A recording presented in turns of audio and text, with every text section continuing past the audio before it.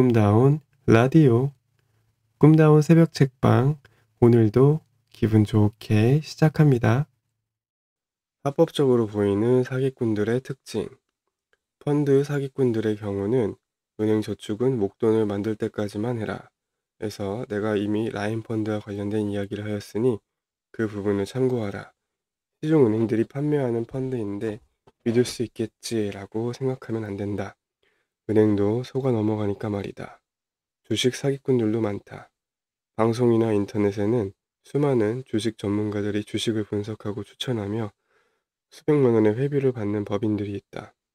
그 중에는 법인 주주들이 먼저 주식을 매수하고 방송 출연자들에게 그 주식을 방송에서 소개하라고 한 후 주가가 오르면 법인 주주들은 주식을 팔고 나가는 곳들이 있다. 즉 법인에서는 방송이나 카페를 통해 회원을 모으지만 법인 주주는 개인 이름으로 주식을 미리 매입하였다가 빠져나가면서 큰 수익을 챙기는 것이다. 내가 알고 있는 곳 하나는 금감원 출신자를 고액 보수의 임원으로 앉히고 각종 서류 작성을 담당하도록 하고 있었다. 특히 리딩방 따위에 속지 마라 이 바보들아. 상장기업이라고 해서 무조건 믿음을 가져서도 안 된다. 한국경제신문에서 2022년 11월에 연재된 코스닥 탐욕의 머니게임 시리즈를 반드시 읽어보아라. 합법을 가장하여 어떤 식으로 주가를 조작해 일반 주주들의 호주머니를 탈탈 터는지 알게 될 것이다. 가장 중요한 것은 법인이 무엇인가를 법적으로 보증한다는 것은 아무것도 보증하지 않는다는 말과 거의 동일한 표현이라는 것이다. 이 글을 쓰던 중에 대구에서 변호사 사무실 방화 사건이 일어났다. 방화범은 주상복합 아파트 시행회사에 6억 8천여만 원을 투자했으나 투자금을 회수하지 못했고 시행사와 법인 대표를 상대로 소송하였으나 시행사 법인만 손해금을 지급하라는 판결을 받았다. 하지만 법인에서는 돈을 되돌려주지 않았고 피해자가 또다시 법적 절차를 밟아 법인 자산을 압류할 수는 있으나 대부분의 시행사들은 빈 껍데기에 불과하므로 헛수고에 불과하다. 법인 대표 개인은 명백한 횡령이나 사기 행위가 아닌 이상 법인 대표로 도장 찍는 것에 대한 법적 책임을 전혀 지지 않는다고 생각하여야 한다. 잘 될 줄 알았는데 이렇게 될 줄 내가 알았겠냐 라고 말하면 끝이다. 그 와중에 자기 봉급으로 수억 원대를 법인에서 가져가도 횡령이 아니다.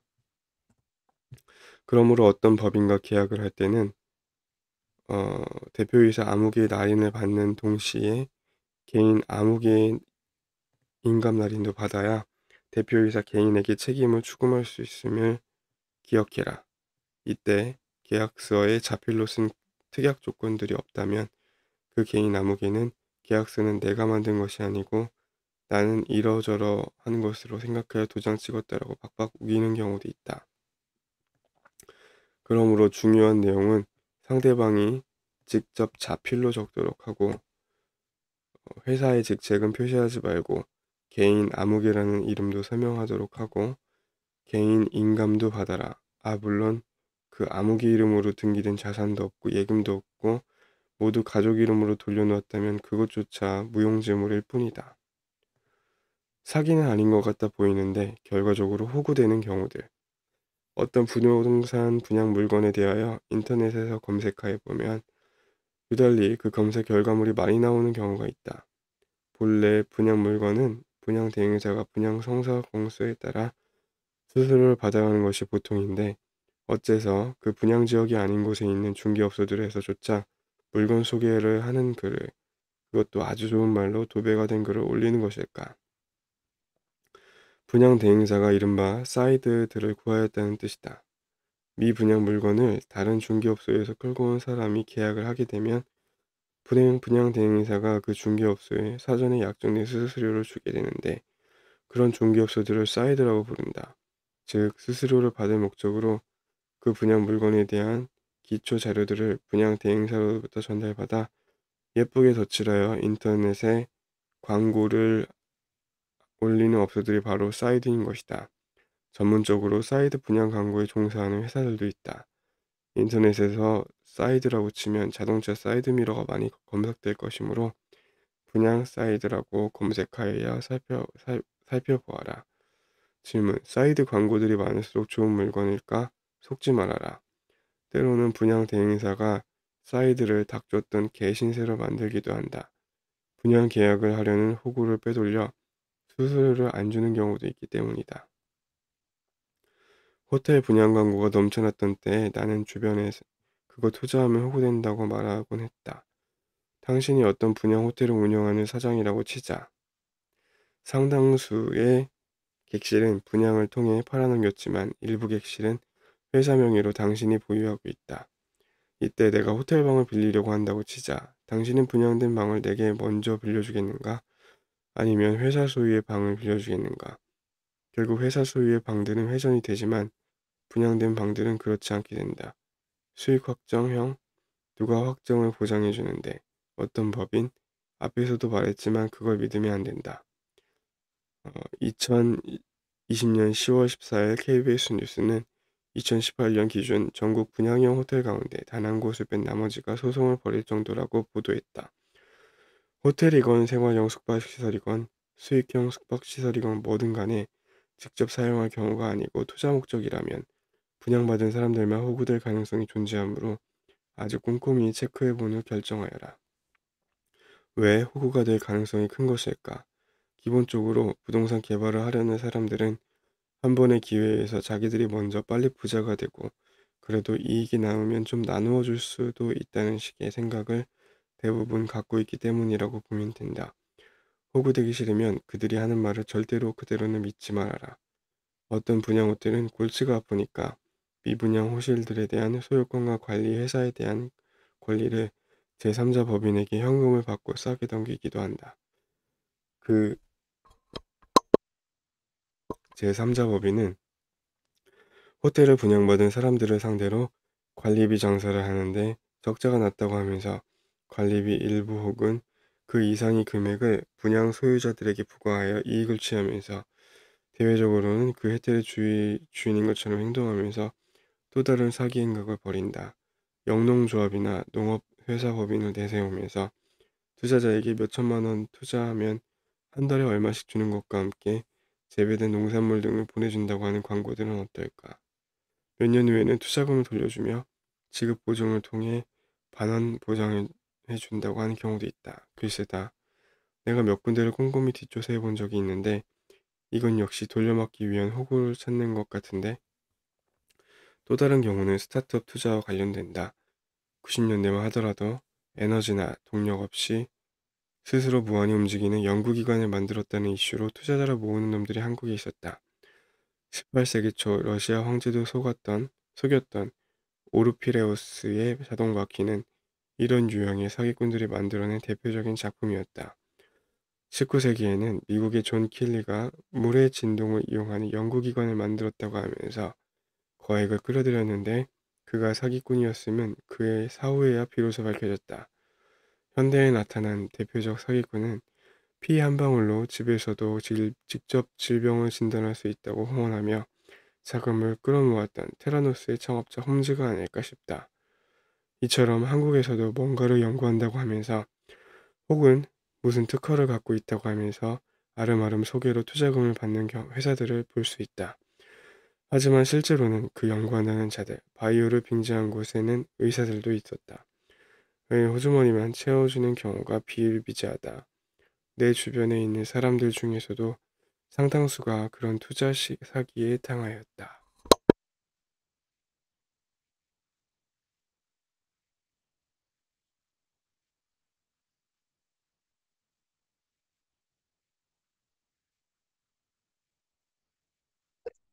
사기꾼 피해자들의 공통적 특징. 1997년부터 몇 년간은 나라 전체가 외환위기로 인해 불안한 상태였다. 그 시기에 캐피탈 회사로 위장한 여러 종류의 대부 회사들이 전국적으로 등장하여 사기를 쳤는데 피해자들이 상당히 많았다. 그 당시 내가 의문을 품었던 것은 왜 그 피해자들이 인천, 울산, 부산 같은 곳에서 유달리 더 많았을까? 내 짐작은 이러했다. 내가 경험한 바로는 우리나라 항구 도시들은 밀수뿐만 아니라 화물 입출항에서 발생하는 여러 가지 커미션 및 리베이트로 인해 검은 돈이 가장 많이 돌아다니는 곳이다. 그 검은 돈 때문에 이웃에서 평범하게 사는 것 같이 보이던 사람이 갑자기 고급차를 타고 으스대는 모습도 나타나게 되며 그 이웃들은 이 세상에는 돈을 쉽게 버는 어떤 투자 방법이 있지만 나만 모르고 있는 것 같은 착각에 빠지게 되어 잘 알지도 못하는 투자에 쉽게 돈을 맡기는 것 아닐까? 이 과정에서 사기꾼 피해자들은 결국 다음과 같은 공통점들을 보이게 된다. 1. 돈을 쉽게 버는 방법이 분명 있는데 나만 모르는 것 같다. 돈을 쉽게 버는 방법이 있기는 있다. 카지노에 가서 잭팟을 터트리면 된다. 그러나 확률이 너무 낮다. 이게 중요하다. 확률이 낮은 게임에서 행운을 기대하지 마라. 코인 투자를 한 사람들 중 일부는 대박을 맛보기도 했지만 폰지 사기처럼 계속 새로운 구매자가 들어와야 가격이 유지되는 게임이고 네덜란드 튤립 투기와 그런 맥락에서 동일하다. 물론 주식이나 부동산도 새로운 구매자가 들어와야 이익이 발생되는 구조인 것은 마찬가지이지만 주식에서는 배당금이나 회사 가치의 증대라는 것이 존재하고 부동산에서는 임대 수익이 발생될 수 있다는 점에서 본질적 차이가 있다. 주식이나 부동산에도 사기꾼들이 도사리고 있을 가능성은 언제나 존재한다. 역사적으로 볼 때 영국의 남의 회사 주식의 경우는 악명이 높은데 아이작 뉴턴처럼 머리 좋은 사람도 처음에는 이익을 맛보았으나 후속 투자를 계속하면서 결국은 현재 시세로 20억 넘는 돈을 날렸다. 반면 음악가 핸델은 주가가 올랐을 때 재빨리 처분하고 더 이상은 투자를 하지 않아 상당한 이득을 보았다. 이 하루빨리 부자가 되고 싶어 한다. 기본적으로 부자가 되려면 다른 사람의 호주머니 속에 있는 돈이 그 사람의 자발적 의사로 내 호주머니 속으로 들어오는 횟수가 많아야 한다. 자발적 의사라고 함은 곧 신뢰를 의미하는데 신뢰를 얻는 데에는 상당한 시간이 필요하다. 하룻밤 새에 그 신뢰가 쌓일 것이라는 생각은 버려야 한다. 참, 저 사람은 고급차를 타고 명품도 같이 갖고 있으니 부자라고 쉽게 믿는다. 슈퍼카나 명품, 호화로운 주택 등을 보여주며 자기가 아주 잘 살고 있음을 내세우는 연놈들은 모두 다 빨리 부자가 되려는 연놈들이지 실제 부자는 아니다. 진짜 부자들은 대중의 인기를 얻어야 하는 사람이 아닌 이상 자기 소유물을 대중에게 보여주어야 할 필요가 전혀 없다. 4. 착한 척하는 연놈들을 잘 믿으며 가스라이팅을 잘 당한다. 내가 기부를 좀 했다고 해서 착한 놈일까? 독거노인은 굶어 죽어도 돕지 않고 노숙자에게 10원도 준 적이 없는데 그게 착한 거냐? 사기꾼들이 착한 척하는 이유는 그래야 설마 저 사람이 저렇게 착한데 나에게 사기를 치겠어라는 믿음을 야기시킬 수 있기 때문이다.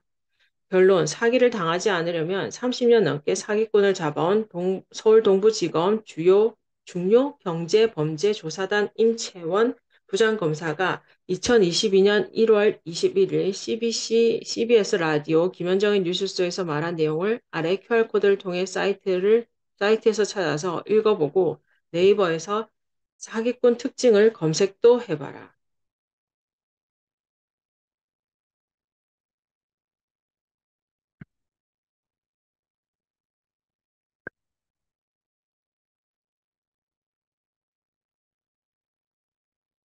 은희쌤 읽어주시면 됩니다.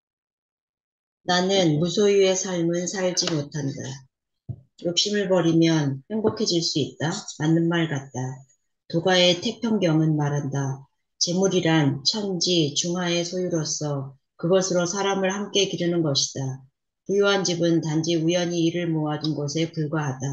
이는 마치 창고 안의 쥐가 늘 혼자 배불리 먹고 있지만 이 큰 곳간의 곡식이 본래 그 쥐의 소유가 아닌 것과 같다.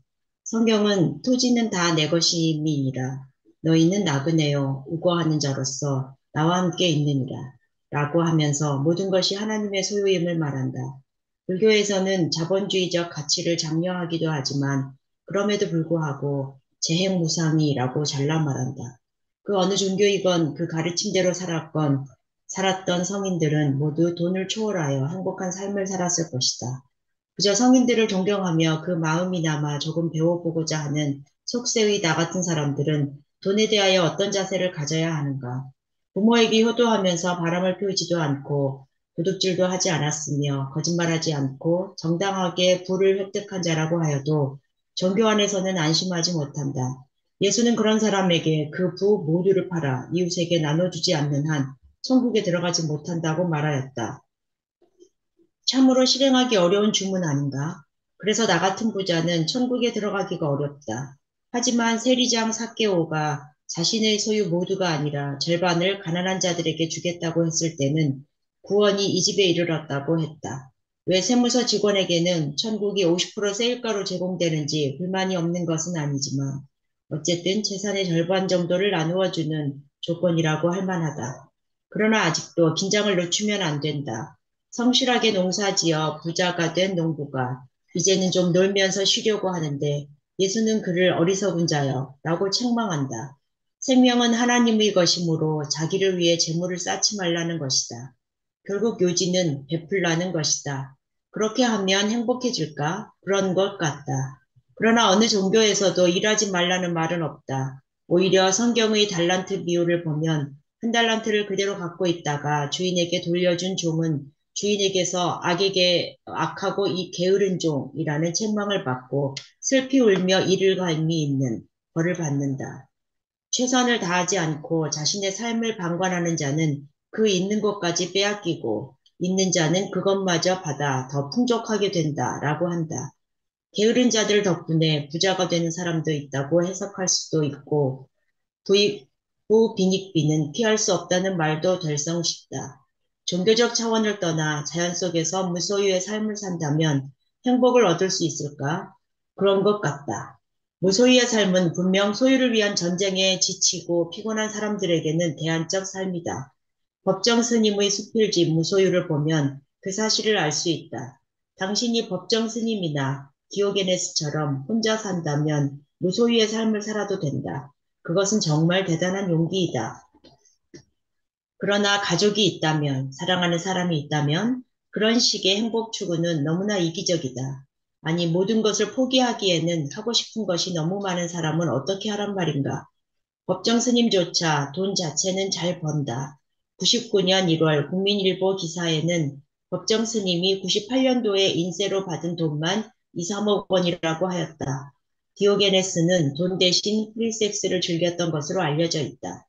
현실적으로 선택 가능한 무소유의 삶은 인간과 동식물과 자연이 공생하며 행복해지는 삶을 제시했던 일본의 농부 야마기시 미오조의 영향을 받아 전 세계 50여 곳에 세워진 무소유 공동체들에서 엿볼 수 있다.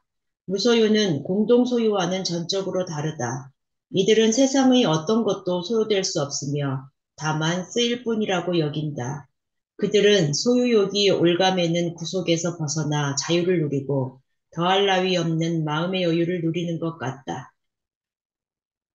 찾아보면 보다 더 자세한 내용을 얻을 수 있을 것이다.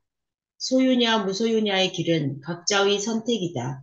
나는 무소유의 길을 존경하지만 자발적으로 원하였던 적은 없다. 무소유를 실천하기에는 나는 너무 하고 싶은 것이 많다. 속인이라고? 물론이다. 성인인 척한 적도 없지 않은가.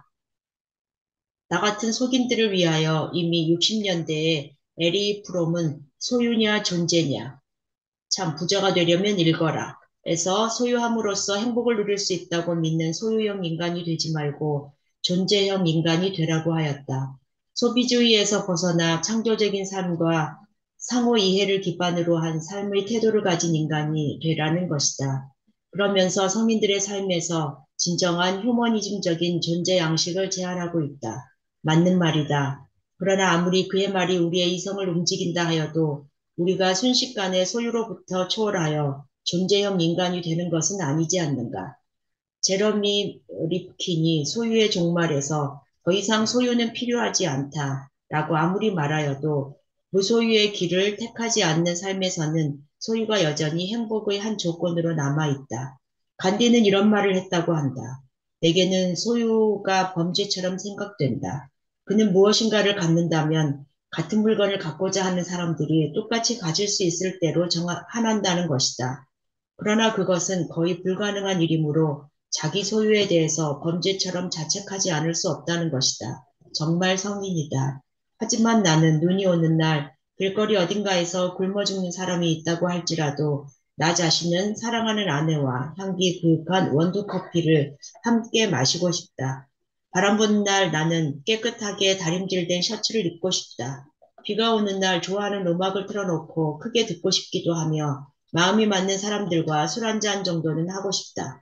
어느 뜨거운 여름날에는 바람이 살랑거리는 창문을 열고 하얀 시트가 깔린 침대에 편안히 누워 팬티바람으로 낮잠을 자고 싶다. 그곳이 바닷가 해변이라면 더욱 좋다. 매일같이 샤워도 하고 싶으며 샤워 후에 시원한 음료 한 잔은 마시고 싶다. 나는 좋아하는 사람과 헤어져야 할 때 버스가 왔다고 같이 뛰어가기보다는 택시를 잡아 편히 집까지 바래다 주고 싶었다. 손영란 시인은 이러한 나의 마음을 별것 아닌 것을 그리워함이라는 시에서 비슷하게 표현하고 있다.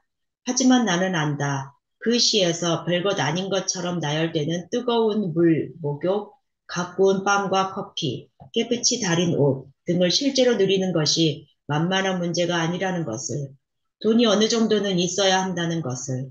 영화 존 큐에서 주인공 존 큐는 가난한 흑인 노동자이다.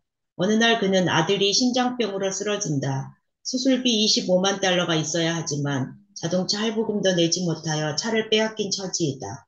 결국 그는 아들을 살리려고 병원에서 인질극을 벌인다. 아들에게 심장을 주기 위해 권총 자살을 결심한 존 큐는 아들에게 이렇게 말한다. 돈도 많이 벌어. 남을 배신하더라도. 아빠처럼 바보같이 살지 마. 돈이 있으면 모든 게 다 쉬워. 나 역시 내 가족이 수술비가 없어 죽어야 하는 상황은 정말 견디지 못한다. 그래서 소유하고 싶은 본능을 어쩌란 말이며 황금이 돌로 안 보이는데 어쩌란 말인가. 아무리 사랑이 넘쳐나는 부부지간이라고 할지라도 남편의 빚을 갚고자 아내가 여기저기 돈을 끌어다니지만 모두 냉랭하게 대할 때 아내는 서러워질 것이다. 쪼들리는 살림에 쓰레기 봉투 하나를 아끼려고 지나치게 꽉꽉 눌러 담다가 그만 비닐봉투의 옆구리가 터지고 말았을 때 아내는 서글픈 생각이 들지도 모른다. 나는 내 아내와 내 가족에게 그런 서글픔만큼은 주지 않으려고 했다. 영화 존 큐에서 주인공은 불경기임에도 불구하고 카드빚은 생각하지도 않고 새 자동차를 구입하는 한심한 가장에 지나지 않는다. 이런 사람들은 돈을 남을 배신하여야 버는 것으로 생각한다. 내가 택한 삶은 소유의 삶이었으나 명심하라. 사업과 투자에 종잣돈을 마련하기 위하여 불필요한 소비는 최대한 억제하였다. 즉 소유를 지향하면서도 전략을 미덕으로 삼고 행복하게 돈을 모으며 살았다. 그리고 그렇게 하여 모은 돈들은 점점 더 불어나더니 나를 부자로 더욱더 만들어 주었고 그때부터 비로소 소비를 하기 시작했다. 기억해라. 소유를 더하려면 무소유에 가까운 전략부터 하여야 한다는 진리를 말이다. 우리들의 생활이 철학적 사고와 지고의 선으로서만 가능한 것은 아니다. 인간으로서 누려야 하는 근본적인 것들을 얻기 위해서는 돈이 어느 정도는 있어야 한다. 당신이 내 가족의 수술비를 줄 것도 아니라면, 그리고 당신이 간디처럼 크게 버린 사람도 아니라면, 네, 그래서 아무리 돈 냄새가 물씬물씬 나더라도 크게 버리면 크게 얻는다는 헛소리는 하지 말라. 적어도 내 눈에는 크게 버릴 만한 것을 가져본 적도 전혀 없는 이들이 무소유 어쩌고 저쩌고 하는 것은 자위행위에 지나지 않아 보인다. 성공을 향해 나아가려면 너만의 게임을 만들어라. 아래 글은 IMF 때 세이노가 위기를 어떻게 기회로 만들었는지를 다룬다. 더불어 6.25 전쟁 이후 베이비붐 세대와 외환위기 이후 MZ 세대 사이에 우리 사람들이 생각하는 것보다 공통점과 연결고리가 많음을 시사한다. 베이비붐 세대가 산업화 시대의 경쟁력 강화와 압박감 속에 성장통을 겪었다며 MZ 세대는 정보화 시대를 지나며 양극화와 비교 문화 속에 성장통을 겪는 중이 아닐까. 시대가 흐르고 많은 것이 바뀌어도 세상이라는 무대를 누비는 주인공들은 결국 사람이다. 어떤 사회에서든 젊은 층은 언제나 저만 안다는 소리를 들었다. 역사는 그대로 되풀이되지는 않지만 일정한 운율을 가지고 있다는 마크 트웨인의 말도 떠오른다. 어떤 위기 속에도 기회는 있다. 세상 사람 모두가 당황하고 좌절할 때에도 차분히 상황을 분석하고 공부하면 누구든 그 상황을 타개할 방도는 물론 유리한 게임으로 만들어 갈 길을 찾을 수 있지 않을까? 편집자주. 1994년 멕시코에 외환위기가 일어난 지 3년 뒤인 1997년에는 태국의 외환위기가 발생했다. 금융회사들이 정실에 입각한 대출을 시행하여 대규모 부실 채권이 만연해진 가운데 헤지펀드들의 바트와 투기 공격으로 인해 바트 환율이 대폭락하고 외환위기가 본격화되었다. 태국 바트화의 폭락으로 같은 해 인도네시아 루피아화의 가치도 8월부터 급락하면서 인도네시아 또한 외환위기를 겪게 된다. 태국 바트화가 폭락하던 때 나는 한국도 태국처럼 정치적 끝발이 있어야 기업 대출을 받기 쉽고 회계장부는 믿을 게 못 된다는 점을 익히 알고 있었다. 정치권에 뇌물을 바치려면 정치권 인사가 은행 대출을 주선하여 주는 간치 금융이 극성을 부리고 있었으니까 이미 1997년 1월에 재계자산 순위 14위였던 한보철강이 5조 원의 비용이 필요한 제철소를 4조 원의 빚으로 건설하려다 부도로 쓰러졌고 4월에 산미그룹이 쓰러졌다. 진로그룹에는 부두 부도 유예 협약이 적용되었으며 7월에는 기아그룹에도 부도 유예 협약이 적용되었다. 은행 대출이라는 것은 원래 채무자의 담보 능력이나 기술력 및 수익성을 충분히 검토하여 이루어져야 하는데 당시에는 높으신 분의 전화 한 통이면 부실한 회계장부를 갖고도 대출이 이루어지던 상황이었고 부채가 아무리 많아도 정부가 알아서 뒤치다꺼리를 해줄 테니 절대 죽을 일이 없다는 대마불사가 신조처럼 여겨지던 시대였다. 하지만 다른 나라의 상황을 볼 때 조만간 한국도 거들날 것 같은 예감을 떨칠 수가 없었다. 게다가 94년부터 미국 출장을 자주 갔는데 한국인들과 비교할 때 그곳 근로자들이 일하는 모습이 몹시 이상하다는 걸 강하게 느꼈다. 당시 한국 기업에서는 간부급 남자들이 출근 후 신문을 들고 화장실로 가는 것을 특권처럼 행사하는 분위기였는데 미국에서는 볼 수 없는 형태였다. 미국 내 비공개 기업 중 가장 큰 회사 카길에서 이틀간 지켜본 직원들의 근무 태도 역시 내가 다녔던 한국 대기업 직원들의 태도와는 너무나도 달랐다. 농작물 재배지로 유명한 베이크스필드에서는 남미에서 집단으로 올라와 텐트 생활을 하며 이동하는 노동자들이 수학지에서 군사훈련을 하듯이 일사불란하게 움직이는 모습에 충격받았다.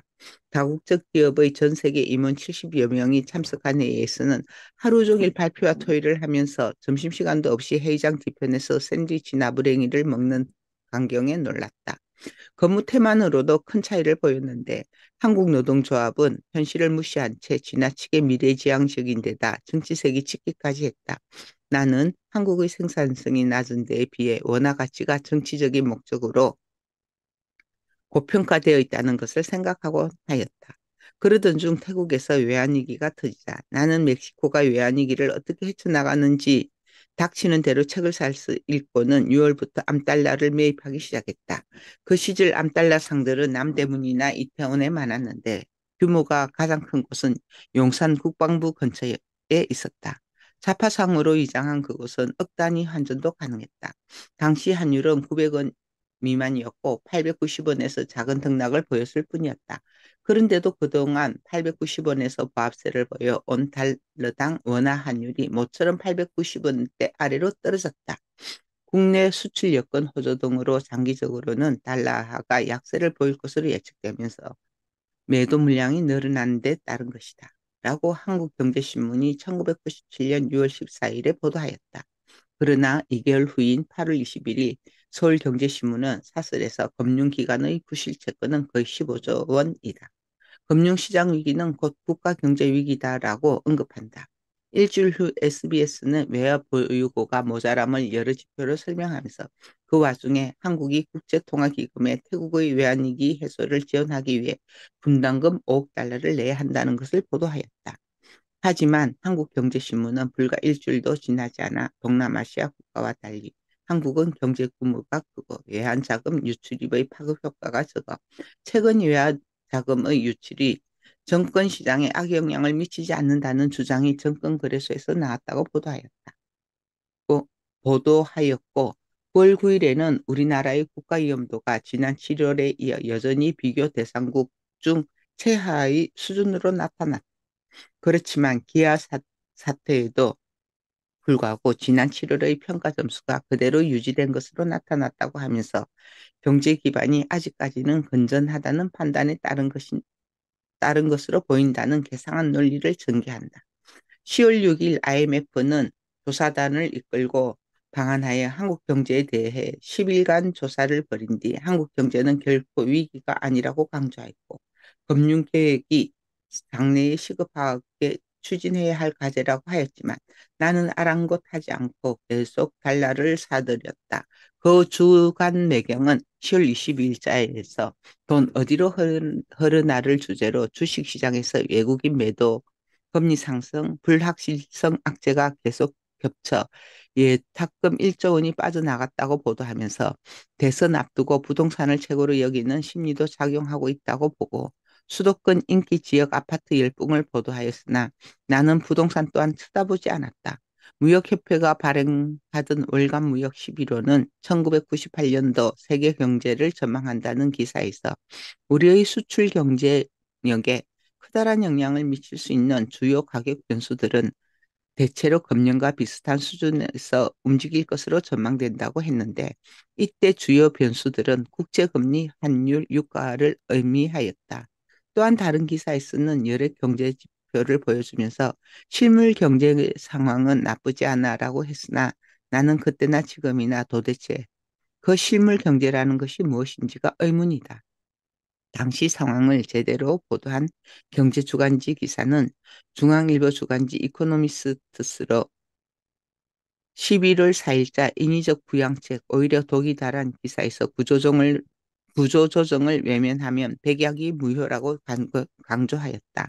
그러나 주간 매경은 11월 24일에서 성경, 포스코, LG, 삼성, 장기신용은행 등의 경제연구소, 경제연구원, 금융연구소, 소장, 부소장, 실장 등의 인터뷰 기사를 실었는데 어렵지만 공항까지는 안 온다는 것이 기사 제목이었다. 한편 그해 여름쯤 경제주간지 딱 한 곳에서 한국의 외환위기가 올 가능성이 있다는 기사가 양면에 걸쳐 실렸는데 내가 그 기사를 직원에게 영문으로 번역하도록 한 후 해외 관련 부서들에게 모두 배포하였던 기억이 있다. 1997년 11월 21일 정부가 IMF에 구제금융을 신청하기로 했다는 보도가 나왔다. 12월에 환율은 2,000원으로 폭등하였고 24일 크리스마스 전날 정부는 1월 1일부터 달러를 은행에 예치하거나 하나로 바꿀 때 그 출처를 묻지 않겠다고 약속하게 된다.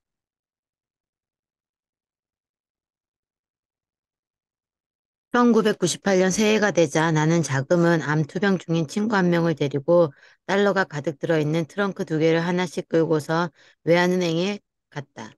은행 직원들이 놀라면서 달러를 오랜 시간 세는 것을 지루하게 기다린 후 하나로 예치하였는데 이때 100% 정도의 수익률로 수십억 원을 벌었다.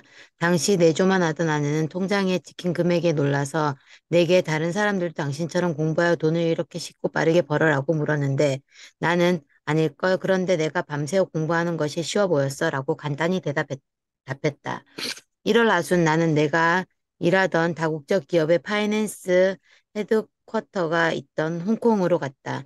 한국 지사에서 수입하던 물품 대금을 결제해야 하는데 환율이 너무 올랐으니 9월 이후에 대금을 지급하게 해달라 요청하기 위해서였다.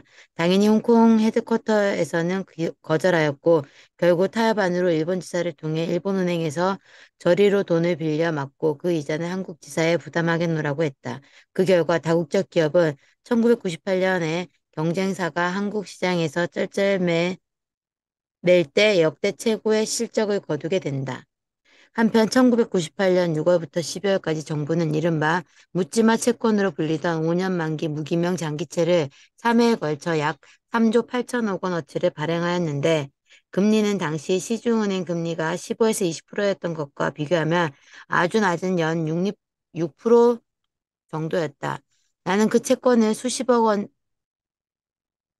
원어치 샀다. 처음에는 자산가들이 정부를 믿지 못하여 이 채권이 팔리지 않았으나 금융거래 실명제의 적용을 받지 않으며 자금 출처 조사도 없었기에 상속, 증여세를 면제받는 이점이 부각되면서 자산가들 사이에서 큰 인기를 끌게 되었다.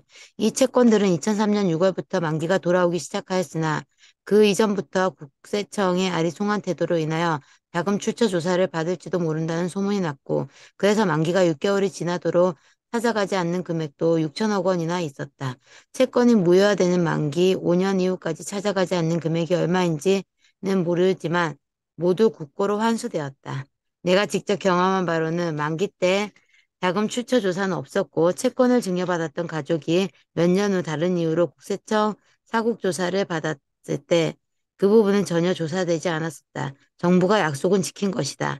1998년 하반기 한쪽에서는 3조 8천억 원에 달하는 묻지마 채권이 팔려 나갔지만 다른 한쪽에서는 구조조정 여파로 대규모 실업 사태가 연이어 발생하고 수많은 공장들이 문을 닫았다. 부채를 많이 낀 부동산들이 경매 시장에 나오자 나는 그중 몇 개를 눈여겨보다가 재벌급 회장이 소유했던 큰 것 하나를 찍어 현장을 가보지도 않고 직원에게 경매 입찰을 하라고 시켰다. 아니 사장님 현장에 가서 안 보십니까? 안 가봐도 돼. 내가 왜 안 가봐도 된다고 했을까? 나는 나보다 훨씬 더 부자였던 사람이 망해서 개인 이름으로 갖고 있던 부동산이 경매에 나오면 가치가 분명하다고 믿기 때문이다. 그런 부동산이 아닌 경우에는 임장했다. 여기서 잠시 곁길로 빠지겠다. 부동산 경매에서 낙찰을 받으면 낙찰가의 일정 몇 프로를 수수료로 주어야 하는데 경매 컨설팅 회사 사람을 나는 한 번도 만난 적이 없다. 그들이 수수료를 받으려면 의뢰인이 최고가로 낙찰을 받도록 유도해야 하는 게임이기 때문이다. 의뢰인이 이거 내가 덤태기 쓴 거 아닐까 하는 생각을 할 수 있으므로 그저 그 낙찰가보다 아주 조금 낮은 금액으로 이순위 입찰가를 만들어 슬그머니 경매에 참여시키는 회사들도 있다. 이순위 입찰 가격이 공개되는 것을 이용하여 최고가 낙찰인 이 내 행운을 잡았구나 하는 착각에 빠져 순순히 수수료를 주기 때문이다. 여기에 40, 50대 사람들이 주로 넘어간다. 한국시 주식시장 상황은 좋지 않았다. 그러나 멕시코가 1994년에 미국과 IMF 등의 구제 자금을 받아 1995년 가을부터 차입금 변제를 실시하고 1996년부터는 금리가 하락하여 경제가 회복세로 돌아선 것을 참고 삼아 거금을 들고 주식시장에 98년 중순부터 뛰어들었는데 당연히 수익만 계속 얻었다.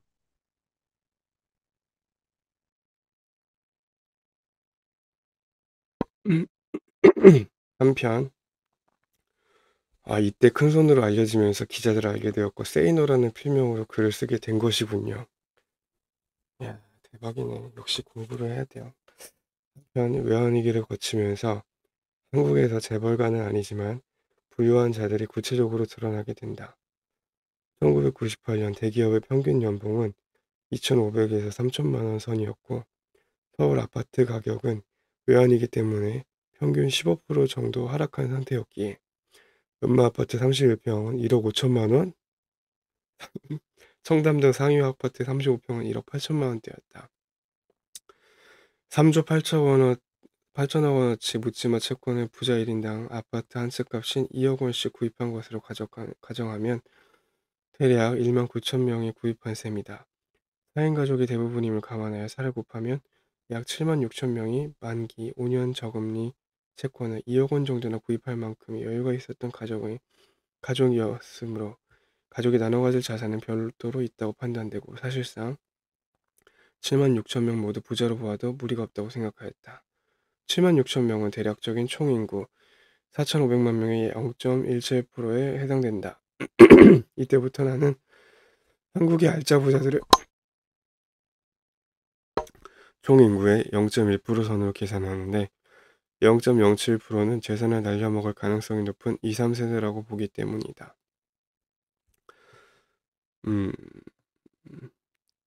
1999년 3월 경제를 살리고자 아파트 분양권 전매가 허용되면서 부동산 시장이 살아나기 시작하였고 7월부터는 저금리, 저물가로 인해 소비도 살아나게 된다. 이제 1990년대로 가보자.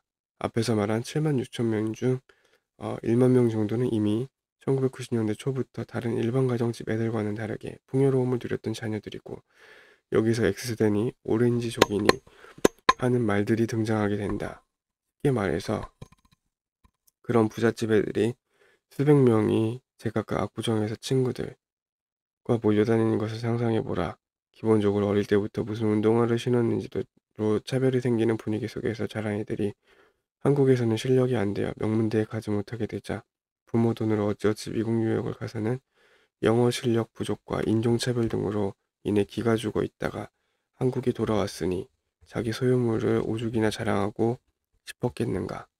부모 돈으로 명품이나 수입차를 구매하고 값비싼 유흥업소에서 돈을 뿌리고 소비와 향락으로 주변인들의 부러움을 사는 것을 자기 삶의 최고 가치로 여기는 이런 행태들은 여러 언론에 의하여 확대 재생산되면서 92년에 등장한 서태지와 아이들 신드롬의 영향을 받으며 동질감성이 자라난 대다수의 젊은이들에게 상대적 박탈감을 안겨주게 된다.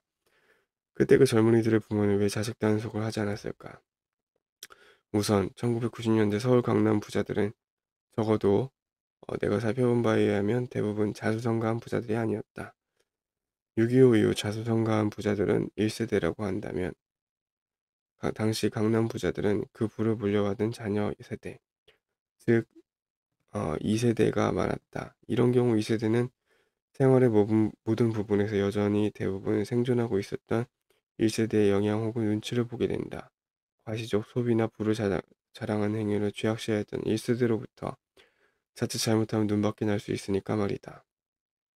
그런데 그게 3세대로 넘어가면 상황이 달라진다. 1세대로부터 야단을 받으며 자랐던 2세대는 3세대에게 자기가 누리지 못했던 것을 누리게 해주는 것에 오히려 행복을 느끼는 편이었고, 특히 이 사회에서 인정을 받을 만한 학벌이나 직업이 없는 2세대인 경우 더더욱 그러하였다. 말하자면 돈으로는 다 이긴다는 생각이 열등감을 감춰주는 역할도 하였던 것이다. 게다가 1세대도 돈과 관련하여 2세대에게 대하던 타도와는 달리 3세대인 손자, 손녀에게는 아주 너그러운 편이었고 아낌이 없었다. 이것은 외국의 1세대와 다른 모습이다. 내가 아는 오렌지족 남성인이 있다. 그들은 형제지간으로 초등학교를 졸업한 뒤 미국에서 중고등학교를 그냥저냥 다닌 후 몇 년 동안 계속 미국에 남아 있다가 대학을 못 들어가 한국으로 돌아왔고 물려받을 재산이 엄청났다. 그 돈으로 강남에서 오렌지족 1등급 생활을 하는 것을 보고 들으며 혀를 차곤 했는데 그들의 생각은 어차피 저희 돈인데요 뭐 였다. 몇 년 후 한 명은 의사와 한 명은 변호사하고 결혼하였다.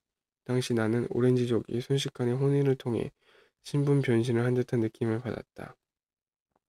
사회적으로 그런 오렌지족들도 배우자로 낙점받을 수 있는 분위기라는 것도 놀라웠는데 그대 한 지인이 이런 말을 했던 것이 기억난다. 지식으로는 자산을 못 이긴다는 것을 일찌감치 깨달은 여자들일 겁니다. 1999년부터 우리나라에 주식 투자하는 바이코리아 펀드 붐이 불었고 그때 투자했던 사람은 100%대 수익을 얻게 된다. 벤처 딱지만 붙으면 주가가 폭등하던 때다. 하지만 2000년 5월 닷컴 버블 붕괴가 발생한다.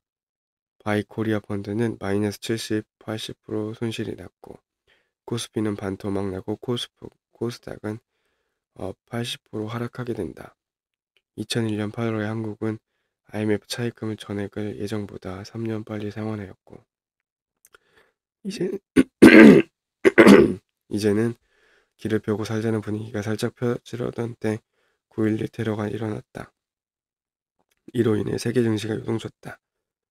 2002년 한일 월드컵이 열리던 해 미국은 금리 인하로 유동성이 늘어나면서 주식시장이 상승세로 전환되었으나 한국은 하락세가 지속되면서 경기가 살아나지 못하였다.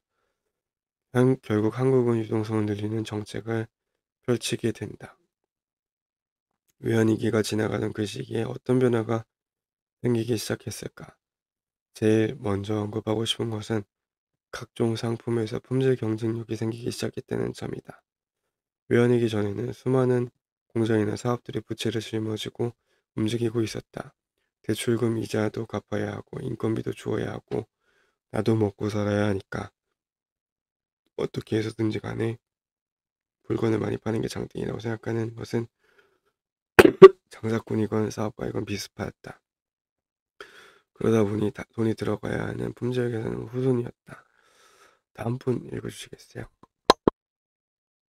외환위기가 지나면서 내가 피부로 느낀 것은 철물점에서 파는 몇천 원짜리 신주, 배관제부터 품질이 좋아졌다. 왜 좋아졌을까? 부채를 잔뜩 안고 운영하던 공장들은 겉으로 보기에는 비슷하지만 품질은 떨어지는 배관제를 저렴하게 팔았고, 건설사들은 이윤 극대화를 위해 그런 저가 제품을 대량으로 사들였다. 이로 인해 건실한 공장들에서도 가격 경쟁력을 갖고자 품질을 희생시키곤 했으나 외환위기 속에서 부채가 많았던 회사들이 모두 정리가 되고 나니 재정이 튼튼한 공장들만 남았으며 이들끼리 품질 경쟁이 시작된 것이었다. 삼성 이건희 회장이 이미 1993년도에 세탁기 뚜껑 여닫이 부분이 맞지 않자 칼로 깎아 조립하는 것을 보고 프랑크푸르트에서 마누라와 자식 빼고 다 바꿔라 하고 1995년에는 휴대폰 15만 개를 모아 화형식을 하면서 품질 개선을 외쳤지만 외환위기가 오기 전까지는 정말 한국산 제품의 품질은 믿지 못할 것이었다. 1994년 성수대교가 붕괴하고 1995년 삼풍백화점이 무너진 어처구니 없는 일들 때문에라도 나는 외환위기가 가져온 변화를 다행으로 여기는데 근로자들이 일하는 태도 역시 경쟁에 노출되고 일 못하면 나가야 한다는 자각이 공유되면서 능력이 향상되었음을 보았기 때문이다. 하지만 외환위기 직전까지 호황을 누려왔던 특급 호텔들의 식당들에서는 나이 많은 주방장들이 퇴사하였고 또는 쫓겨나갔고 젊은 주방장들로 대체되었는데 그 결과 음식의 질은 전체적으로 떨어지기 시작했으며 현재까지도 일식 분야는 예전 수준에 못 미친다. 지금은 어떨까? 부채 이자 때문이 아니라 이익의 극대화에 저품질 제품이 여전히 팔리고 있다. 예를 들면 소방 감지기가 그렇다. 건물을 구입할 때 도면을 보면 소방 감지기 전선 규격도 명시되어 있고 준공시에는 소방공사 감리 필증도 받아야 하지만 소방공사업자 입장에서 볼 때는 감지기를 개당 1,000원이라도 싼 제품을 써야 이익이 더 커지기에 저렴한 것으로 하고 전선 굵기는 1mm라도 가는 것을 쓰려고 하게 된다. 공사업체가 대량 구매자이므로 자연히 감지기 제조업체는 500원이라도 더 싼 제품을 팔아야 납품할 수 있게 된다. 건물주는 그런 내막을 전혀 모른 채 전문가들이 알아서 하쓰려니 하고 넘긴다. 화재 사고 뉴스들을 봐라. 감지기 같은 것의 작동 불량이 한두 번 나오는 얘기가 아니지 않는가. 소방 관련 업무 관계자들은 고장이 자주 난다는 것을 먹고 살게 도와주는 일이 많다는 뜻이기도 하기에 굳이 뭐, 점점. 한마디로 말해 악순환의 고리인 것이다. 2001년 여러분 부자 대세 카드 회사 광고가 등장하였다. 카드 정책을 적극적으로 펼치기 시작하였다. 결국 신용불량자들도 카드를 발급받으면서 2003년에 250만 명의 신용불량자가 발생하는 카드 대란이 일어나 그 여파가 수년간 지속된다. 당시 인구를 4,500만 명으로 잡았을 때 250만 명은 5.5%에 해당된다. 어째서 이런 일이 생기게 되었을까? 앞에서 말한 7만 6천 명 중 X족이니 오렌지족이라고 불렸던 3세대들의 소비 문화가 영향을 크게 끼쳤다고 본다. 일부 부유층의 과시적 소비를 보고 위축된 마음을 카드를 긁으며 거짓으로 위안 삼는 맛에 무려 250만 명이 빠져 들어간 것이다. 2008년 글로벌 금융위기가 발생한다. 발생 사유를 간단히 요약하자면 미국에서 저금리 상황이 지속되면서 주택 가격이 올라가자 사람들은 대출을 못 갚는 일이 생기더라도 집을 팔아 갚으면 될 것이라고 생각하여 계속 집을 매입하다 보니 주택 가격은 꾸준히 상승했다. 그러자 은행들은 신용도가 가장 낮은 사람에게도 주택담보대출을 펴주었고 대출금을 받지 못할 위험에 대비하여 보험도 들었으나 더 이상 집을 살 사람이 없게 되자 집값은 폭락하고 보험사도 손을 들어버렸다. 대출 서류를 바탕으로 금융공학자들이 만들어 전 세계에 팔던 갖가지 상품도 억만장창이 되면서 그 여파가 전 세계에 미쳤다. 최근 몇 년간 나타났던 영끌 구매와 유사한 면이 있지 않을까? 자, 이제는 게임 얘기를 해보자. 게임 시장은 1995년에서 2004년까지 이미 대한민국 게임 대전이 열릴 정도로 커져갔다.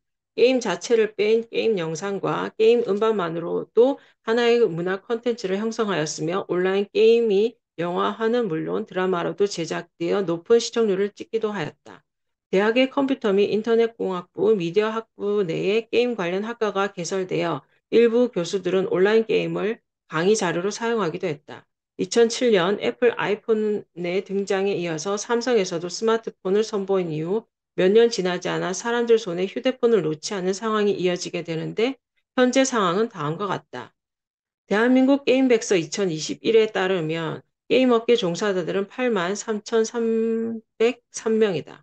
게임 이용자의 90.9%는 모바일 게임을 하며 57.6%는 PC 게임도 하고 21%는 콘솔 게임도 즐기며 9.8%는 아케이드 게임을, 8.2%는 VR 게임도 한다. PC 게임 이용 시간은 주중에는 하루 86.8분, 주말에는 157.1분이며 PC 게임을 하는 이유는 스트레스 해소, 시간 때우기, 단순 재미 등등이었다. 모바일 게임 이용 빈도는 일주일 중 평균 6에서 7일이 42%, 4에서 5일이 18.6%, 2, 3일이 24%였다.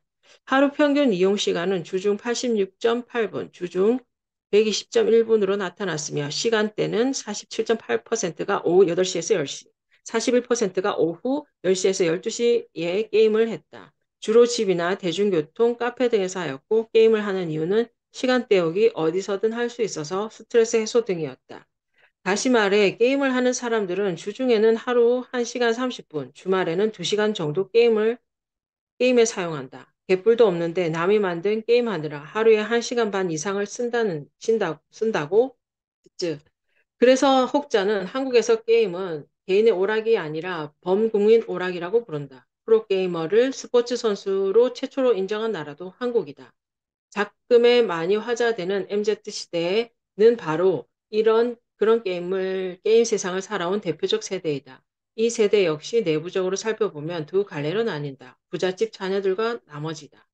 국민은행 2022 한국 부자 보고서에서 부자의 기준은 2021년 말 기준으로 금융자산을 10억 원 이상 보유한 42만 4천 명이다. 그중 자산 기여도를 상속이나 증여로 꼽은 사람은 15.8%다. 약 6만 7천 명 정도는 1세대로부터 자산을 물려받은 것이 기반이 되어 부자가 된 사람들인 셈이다. 내가 약 23년 전 1998년 묻지마 채권 투자자들의 가족수를 어림잡아 계산한 7만 6천 명과 혁격한 차이를 보이지는 않는다. 다만 앞에서 언급하였듯이 나는 총 인구의 0.1% 수준을 물려받는 자산 덕분에 경기에 흔들리지 않는 부자로 간주한다. 그러니 1998년에 7만 6천 명 중 대략 4만 5천 명은 2022년 6만 7천 명 중에 있다고 본다. 그 4만 5천 명이 4인 가족을 구성한다면 18만 명이 되고 그중 절반이 백화점에서 돈을 1년에 3천만 원씩 쓰게 되면서 2조 2천억 원을 소비하는 셈이 된다. 이 금액은 국내 백화점 중에서 연간 매출액이 가장 높은 신세계 강남 연매출과 비슷하다. 그만큼 영향력이 큰 것이다. 여기까지 하겠습니다. 네, 수고하셨습니다. 그래서 오늘의 영어는요, 졸업식 출사의 거의 마지막에 돼가고 있는데, Now is the time to take risk. 지금이 그때입니다. 뭐 할 때입니까? 리스크 테이킹 할 때라는 거죠. 자, Now is the time to take risk. 자, 위험을 짊어질 때입니다. 지금이. Take risk. Now is the time to take risk. 네, 사진 찍을게요. risk. 정확하게는 리스크 이게 아니죠. risk. take risk. 갑니다. 사진 찍습니다. Now is the time. 이런 말은 되게 많이 쓰죠. 지금이 뭐뭐 할 때다. 그 다음에 to로 해갖고 쓰면 됩니다. 갑니다. Now is the time to take photo. 예, 사진 찍을 때입니다. 갑니다. 하나, 둘, 셋.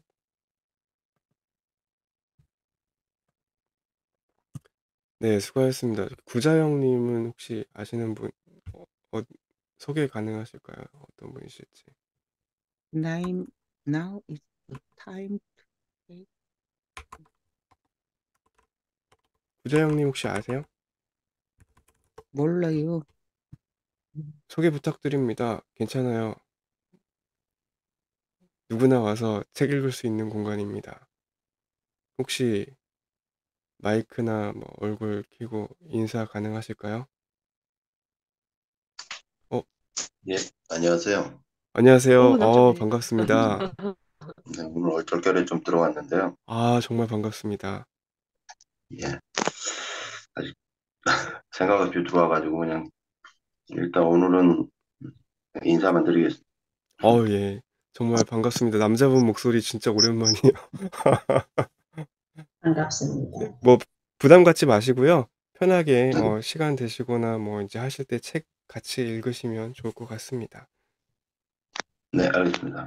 네. 감사합니다. 좋은 날 되시고요. 내일 봬요. 내일 뵙겠습니다. 수고하셨습니다. 감사합니다. 네.